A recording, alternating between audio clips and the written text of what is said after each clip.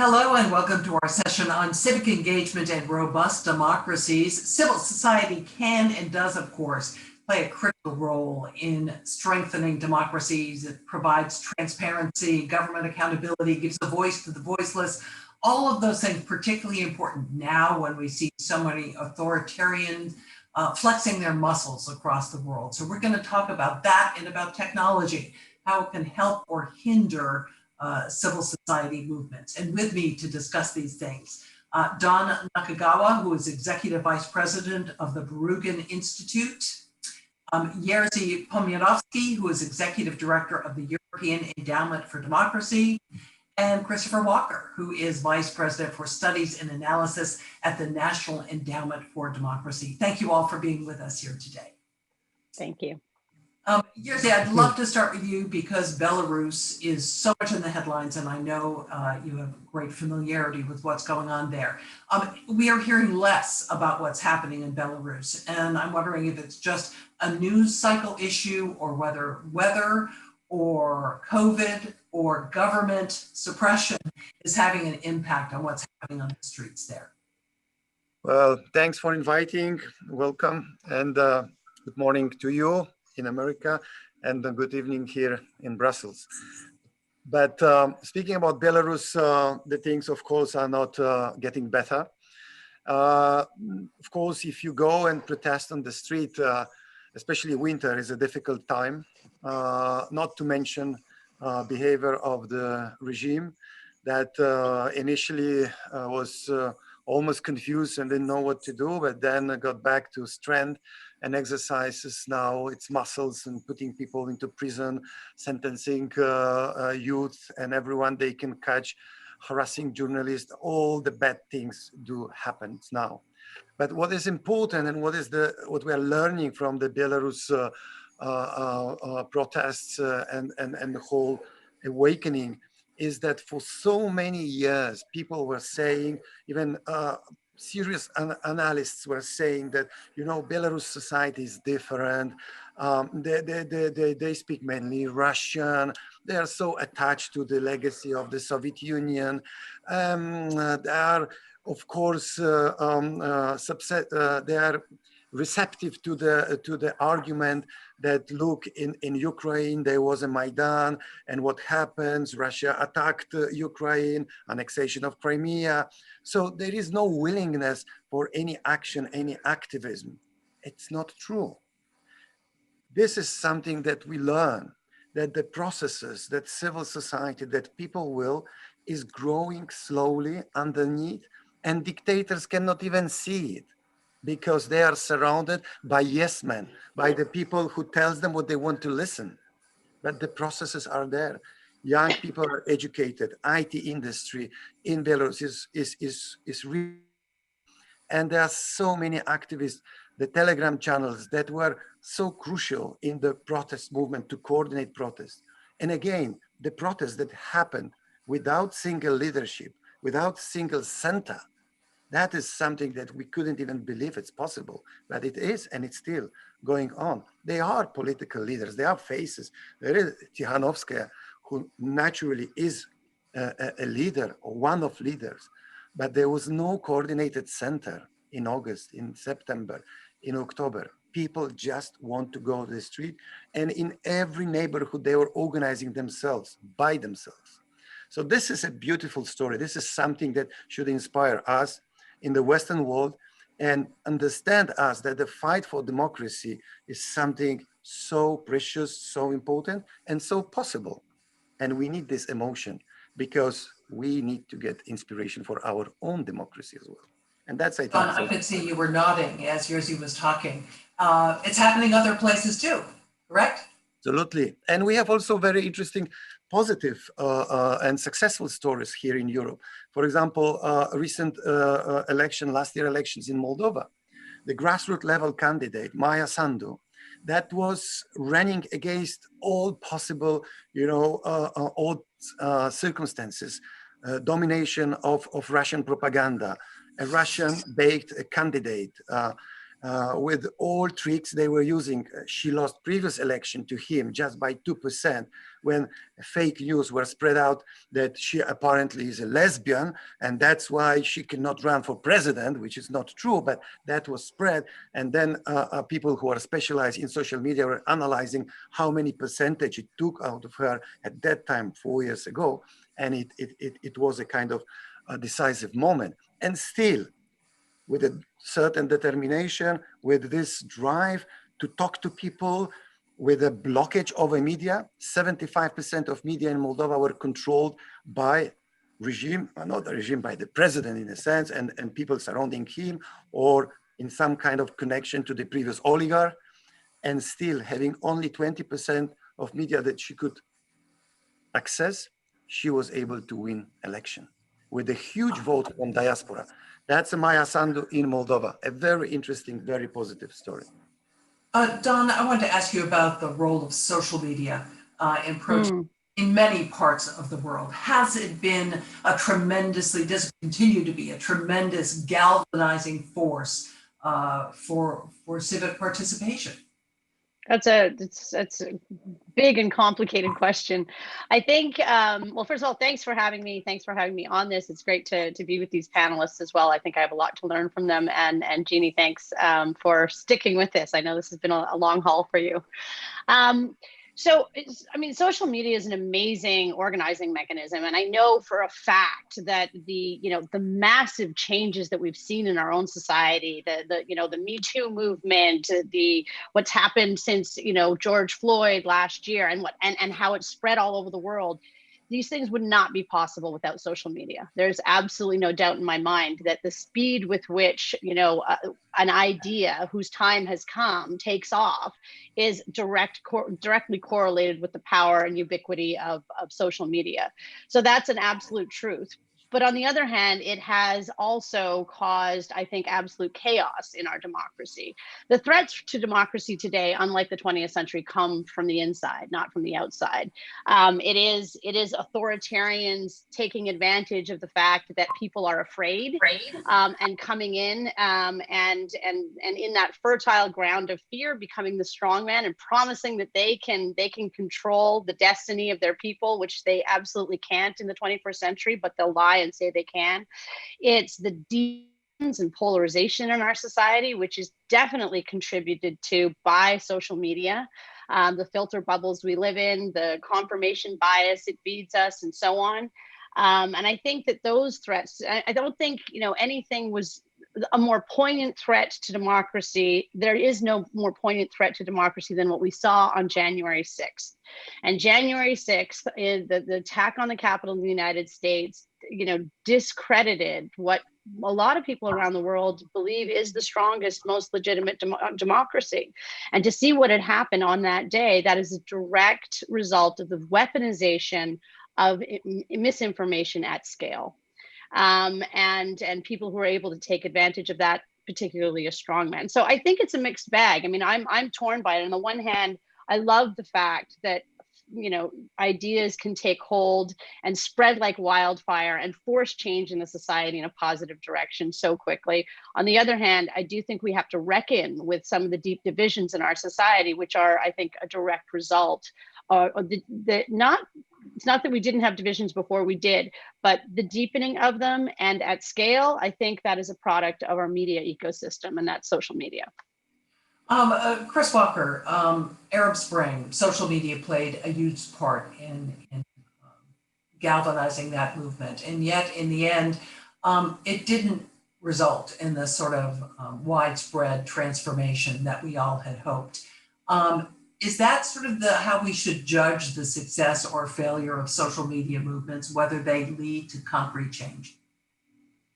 So I think, as my co-panelists have already alluded to, the issue of the impact of social media and digital communications technologies is a very complex one. And I think we need to think about this both in the context of its impact on open and closed societies. There's some things that are shared across those examples, but I think there are also some differences. When we speak of the Arab uprisings and the way in which ordinary citizens, especially younger people, were able to use social media tools to mobilize against deeply corrupt and unaccountable regimes, it was incredibly impressive. At the same time, if we look at other examples, and Jerzy alluded to this in the case of Belarus, where you have just fantastically courageous people fighting for their freedoms under great pressure and against terrific odds. It's true in Myanmar as well today, which is in the news, where younger people in large measure are using new communications tools to challenge the military there, who are using old forms of propaganda to shift public opinion, to cut off debate. I think it's true that right now, even today, even in 2021, these resurgent authoritarian regimes will stop at nothing to retain power. And that includes suppressing free expression through traditional media means, but it also means that they're getting much more adept at using the inherent ability to surveil and censor that comes through modern digital communications technologies to restrict the space. And so in that context, this is an ongoing struggle in which people who are looking for more open societies, greater freedoms, are facing very formidable obstacles in the face of well-resourced regimes that want to restrict free expression and association. Chris, can you give us some specific examples where that's happening, where the regime is using surveillance technology and other techniques particularly effectively? So I think in the cases we've just alluded to, the advanced tools that, for example, the military in Myanmar are using are widely believed to be supported by China, which itself is setting the gold standard for all forms of modern digital communications suppression, not least in Xinjiang, where they've built what is in effect a technological police state in Gulag. But I think we shouldn't lose sight of the fact that many of the techniques that are now being applied in Xinjiang against the Uyghur community have also been piloted and developed throughout other parts of the PRC. I think for the democracies, one of the things we have to keep in mind is, in a globalized world where technology moves so quickly, many of the platforms and the know-how that's been pioneered and piloted for purposes of suppression and censorship within China are now being diffused to other parts of the world in ways very few people anticipated, even as recently as a decade and a half ago. So Don, does that mean that China is de facto setting the norms for the use of these technologies around the world? Well, I think they're certainly setting an example. I think nation states are going to increasingly be under pressure to hold on to their power as their governments become less and less legitimate in a world where they're not in control of their destiny in the way they used to be. And they're going to use these tools to maintain their power as much as possible. Authoritarians, I think, will have a proclivity to use them more liberally than will governments that aspire to a better democracy. But I think the struggle is going to be real. I mean, the tools are out there. It's sort of, the genie's out of the bottle. And it's the same way we feel in the United States. What we do is we sort of err on the side of allowing the private sector to surveil us, right? And it's a willingness that we sort of give ourselves over to for the sake of convenience and for the sake of, saving money or whatever. But the assumption that won't also have consequences, and we're finding more and more that it does. These powerful tools in the hands of people who are looking for power or money is not actually very healthy for a society. And in China's case, it's the state that really controls these. In the United States, it's really a few very powerful companies that control these. Either way, I think there's an imbalance on either side. We need to regulate those platforms more to protect our privacy, to ensure that people can't use these tools to take advantage of vulnerable populations, that they're not used in a way that perpetuates oppression and poverty and the structural poverty and inequality we have in our society. And those things are all happening. So I think it's the fact that the tools exist and they're not being regulated properly in democracies that is a problem. At the same time, the fact that the state uses them to great effect in China is an example to other authoritarian governments for how they can be used. Chris, I did notice that Facebook this week has kicked the generals in Myanmar off the platform. Is that an encouraging development, in your opinion, that a tech company has entered into the fray here?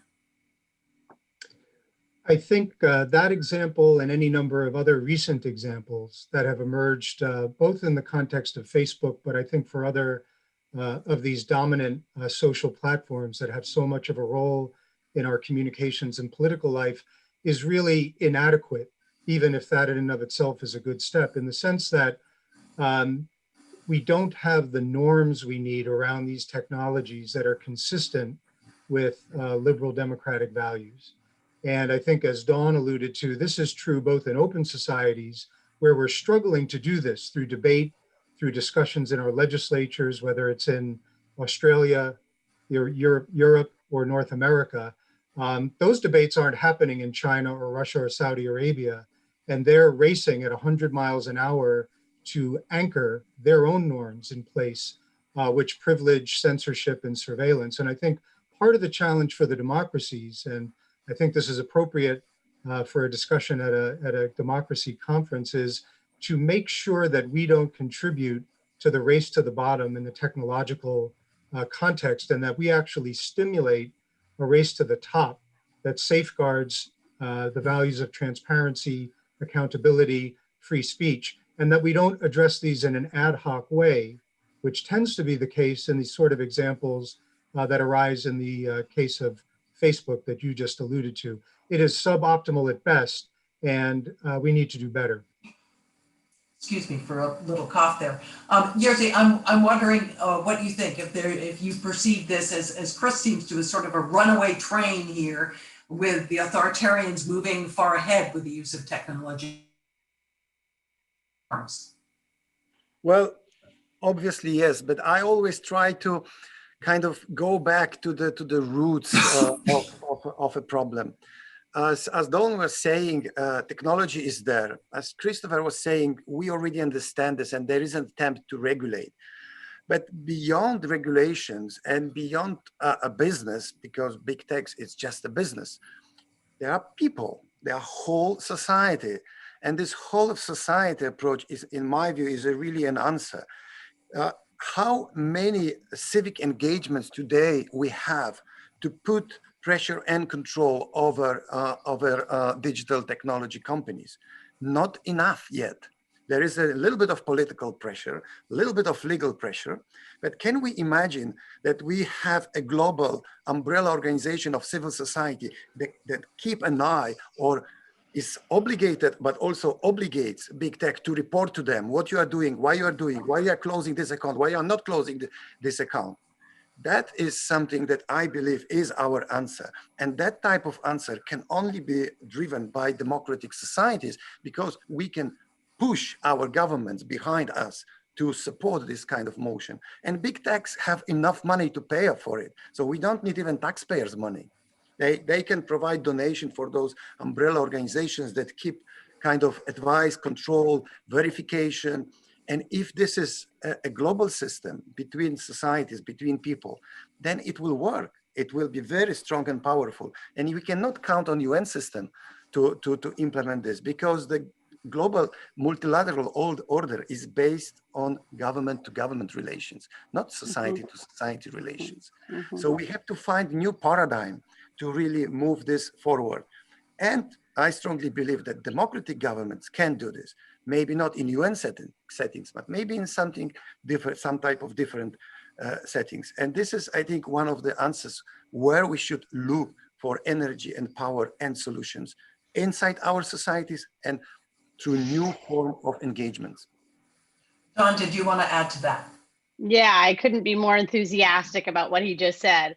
I mean, the work that we do at the Berggruen Institute, we've been really pushing forward this idea that the way to re-legitimize democracy itself, and also to strengthen, I think, our civic bonds and social cohesion, which is lost because we don't have a shared narrative anymore, is to create a citizens' democracy, essentially. It's about deep and broad engagement, and we have the technology tools to do this. Representative democracy is no longer, operating at the cadence of society's expectations. We are in a world of voice and choice. We believe that things are going to happen in real time as we want them to in a customized way. This is how the world works, but it's not the way our governments work. And the gridlock and the inability of our governments to solve the biggest problems of our time, whether it's climate change or regulating social media or dealing with inequality or whatever it is, that inability is delegitimizing democracy itself. So I think the way to do that, the way to overcome that, is by building and what ultimately I think will be transnational networks of people that will spring up almost overnight, not looking for the sort of institutions and the models that carry, but no, it'll be something that happens in the way that the world is working right now, which is really much less like a society and much more like a network. And as those things emerge and we figure out how to use them effectively, I think the voice of the people could be stronger than it's ever been. And I think in that is good, not bad. I think that power and pyramids are the things that cause the problems in our society. And what we need are to engage people in the process of problem solving, bring them together, and in shared purpose, we can become a stronger civic body. And so I think that is the way forward for democracy itself. And there's so much innovation happening in the system right now. You look at what Taiwan's doing, you look at the citizens' assemblies happening in Europe, you look at deliberative polling, there's so much innovation, democratic innovation with participatory processes. We need to formalize them into government. We need to bring people into this conversation in a much deeper and broader way. Chris, you want to add on?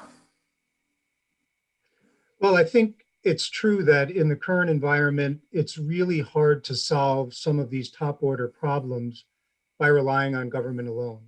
And as Jerzy indicated, I think part of the way you address these complex challenges is to ensure that other parts of society are meaningfully integrated into the process, and can't do that without civil society. And specifically on these vexing, complex challenges that have arisen, especially in the last decade and a half, relating to the ways in which digital technologies animate our politics, help it, subvert it, and otherwise challenge us, that simply won't be solved without involving civil society in the process on a number of levels. One is to educate the public.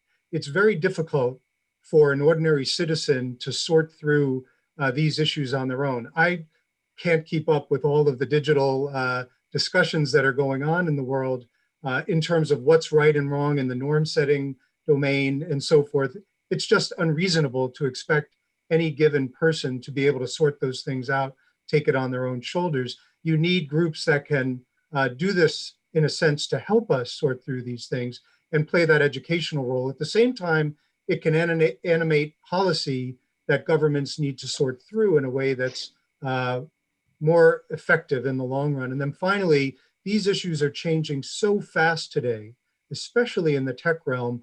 Civil society is often better equipped to adapt and adjust to the emerging realities. And so it's just so important, I think, to refocus on the need to engage civil society and by extension, more of our citizenry in these discussions to reach better outcomes.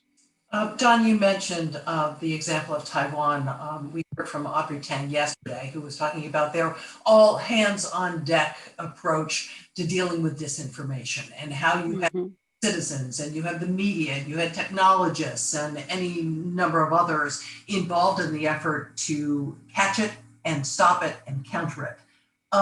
And my reaction to that as an American was, we're already too splintered and too divided. How would you ever have a whole of society effort to do something like that? What's your response to my cynical view of this effort?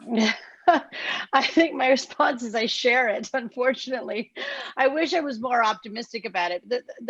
I think, well, to a certain extent, being immersed in this topic for as long as I have been, sometimes I think it's important to pull away. What we end up focusing on are the extremes. What we end up focusing on is the division, the polarization that we're trying to solve.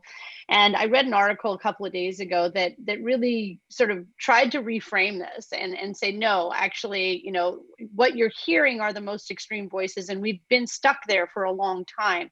But it's not the reality of the United States, and we still have more in common than the ways that we differ.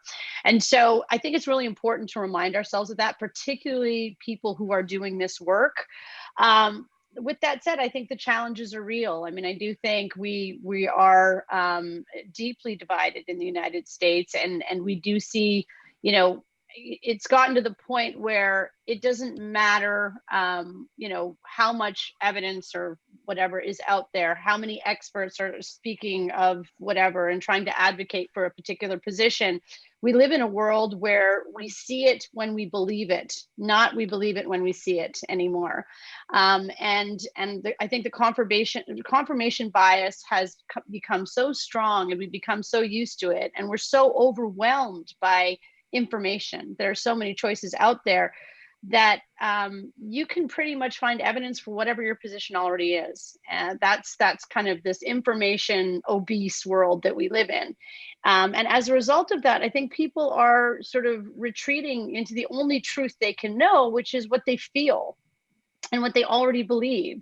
And I think from that place, it's very, very difficult to move forward. I do think trying to overcome that will require sewing together a cultural narrative that we can hold on to, that we can all believe in. But I think we have to do some of that healing first before we could engage, I think, in what Taiwan has done, which I respect greatly. I think Taiwan's model of transparent government, of broad engagement, they are doing so many things right. Very, very impressive. And I think every democracy in the world should be, I know they're a small country. I keep hearing the small country excuse, and it's true, it is an obstacle, but I think every democracy in the world should be looking at Taiwan for how democracy may look in the future and how it should be operating today. Jerzy, I want to work in an audience question, and I'm going to direct this one at you. Christopher McCarran from Denver asks, what can ordinary citizens do to preserve democracy? Well, that's exactly right question, and the answer is quite straightforward. Be engaged. Don't let others to tell you, say something over internet, participate in all those networks that we were talking about, build them. Because that is exactly what dictators and bad guys are afraid of. Look how much effort Putin spent to build a foreign agent law and desirable organization law, how China spent a lot of time to create firewalls and internet walls, because this networking, this exchange between people, they are afraid of. That does not allow them to stimulate nationalisms, populism, to push people into some kind of simplified tribalism. That's exactly what is happening when people stop talking to each other in a normal way. That's the difficult part, because you faced in the United States the moment where people were not talking to each other in normal way. The polarization that reached that level that they couldn't even talk to each other. And that is obviously a problem, and that happens. But the democratic society can manage and find a way out of it. Non-democratic society, no, because if people have no connection to other part of the world, if they do not feel solidarity, they are lost. They don't know where to go, what to do. So we have to all the time engage with them, both saving our democracy, giving them feeling of solidarity that if they are fighting for freedom, we are with them, and receiving from them energy, understanding that this is something important, and translating this energy into our democratic activism within democracies. So it is a bit complex figure, but I think it's easy to understand. But I want to echo what Dan was saying, because it's very, very important. She touched about how people now consume information, that trust and the truth are two elements that are all the time fighting with each other. How can I believe someone that I do not trust, or it's not part of my tribe? That is the key point now. And this is something where we need to build a system of networks that can reduce this tension between trust and truth, that people can start believing that this group of people, they know what they are talking about. If they are talking about vaccination and there's a network of doctors, if I go there joining because I really want to understand, and I'm not an expert on vaccination, but I would like to understand, then I know where to go. I know whom to listen. So in that sense, rebuilding trust in places, locations, media that are right location for the truth, then this is something that we have to work and we have to think. And that's what I also call whole of society approach. Because whole of society, it means variety, not a polarization, multi of many networks that provides you access to something they know better than I. So I go there to look for that, not just one source that one man is telling me or one media is telling me what is right, what is wrong. That's what I try to say when we are talking about how to overcome this dramatic tension where trust becomes more important than truth. Because from that Christopher moment, Walker, we have another. Democracy dies. Christopher Walker, we have another question, and it goes to this issue of trust and truth. Titus from Scotland asked, did the storming of the Capitol demonstrate the failure of civic education and political science in America, and how could universities lead the renewal of democracy as an inclusive, effective, and trusted method of governance, locally, nationally, and internationally? That's a big one. You want to take a crack at that? So I think at some level, it's clear that we've lost our grounding on civic education for a variety of reasons in the US, and I suspect this is a challenge in any number of other settings as well. And that's something that requires dedicated attention to make sure that students have a grounding in our form of government, the virtues of democracy, how it works. Clearly, we've slipped on that. I think if we fast forward to the present and the challenges that the US has been experiencing, I think it's also the case that the technologies we've been discussing really often can draw out our worst instincts. And this is in part because of the configuration of the technology itself, in which algorithms are designed to push certain things to enhance engagement and clicks, irrespective of the civic value of that content. That's quite fundamental. I think one could argue plausibly that it's a combination of complacency on the front end in terms of civic education and how our educational institutions support our citizens, but that has merged in many ways with this phenomenally potent set of technologies that have a few features that are challenging. One is it really doesn't encourage reflection. It encourages speed. It encourages brevity rather than deeper reading and deeper thought. We're all suffering from some form of an attention deficit. No one is excluded from that today, in fact, whether it's younger or older people. And I suspect that's true just about every setting. And that invariably is going to cause us to pay a cost when it comes to reflecting on some very complicated societal issues where we need to learn, need to listen to each other. And that simply is not inherent in the technology. While it's true, and people will say technology is neutral, it's not the case that certain aspects of the design of the technology we're using at present in so many ways is neutral. It's not. It's actually designed to achieve certain ends. And I think we have to reckon with that and find ways to ameliorate it that's more consistent with listening to each other and liberal democratic values. I'd love to talk about technology beyond the information space and ways that it might be used to strengthen democracy. Dawn, I'm thinking about data and how data is a transformational tool. Can you talk about that just a little bit?